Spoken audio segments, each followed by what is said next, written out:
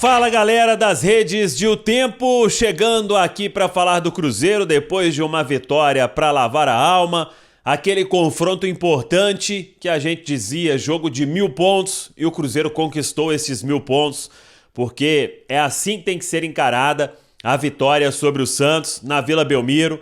O Santos tinha apenas um aproveitamento ruim em casa, mas eram apenas 2 derrotas em seus domínios e a terceira foi o Cruzeiro.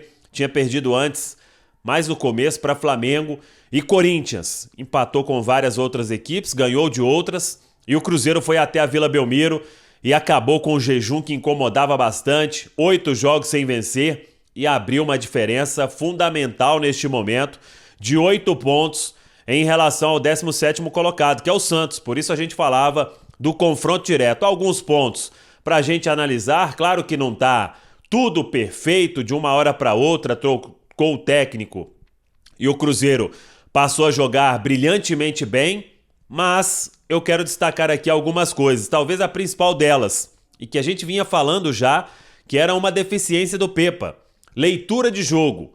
Ontem o Zé Ricardo teve leitura de jogo.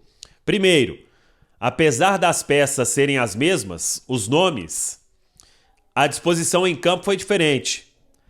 Os 2 volantes estavam atuando mais próximos, em linha, e não um primeiro volante e 2 à frente, 2 meias. O Lucas Silva saindo com a bola na maioria das vezes, ali auxiliando o Jussa. Isso foi importante.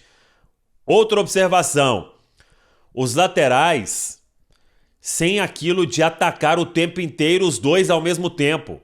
Ou era um ou era outro, segurando mais. Tanto que o William e Marlon voltaram a fazer boas partidas. Às vezes apoiando, às vezes defendendo. O William participando de lances no ataque, o Marlon dando assistência, inclusive, para aquele gol do Nicão. E aí vem a leitura de jogo do Zé Ricardo. Depois de um começo de segundo tempo, o Cruzeiro com dificuldade, ele vê que o Gilberto estava sendo marcado facilmente pela dupla de zaga do Santos, a bola batendo e voltando. Ele tira o Gilberto, coloca o Bruno para ter mais velocidade, para abrir mais o campo.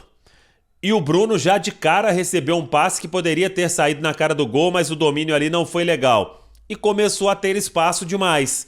E quando teve espaço demais, ele tira o Vital, tira o Arthur, coloca o Machado, adianta o Lucas e deixa o Nicão livre para fazer o que ele fez, mudança que altera o jogo, o que não vinha acontecendo no Cruzeiro, e a gente vinha falando sempre sobre isso, que leitura de jogo era um dos pontos que o Pepa precisava corrigir.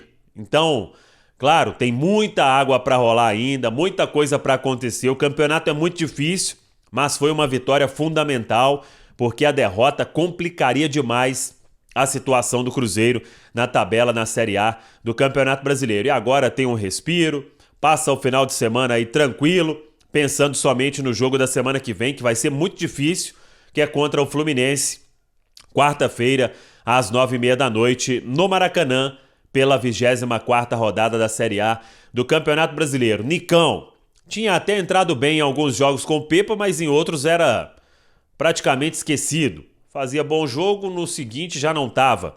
Isso aconteceu depois dele entrar bem contra o Atlético Paranaense, aí foi esquecido contra o Botafogo e contra o Palmeiras. Entrou bem contra o Corinthians, foi esquecido contra o Grêmio. Enfim, é um jogador que a gente torce para ser resgatado, né? Porque tem muita qualidade e pode ser importante para o Cruzeiro nesta reta final de Série A do Campeonato Brasileiro. Tá falado, pessoal? Um abraço, até a próxima. Vamos que vamos!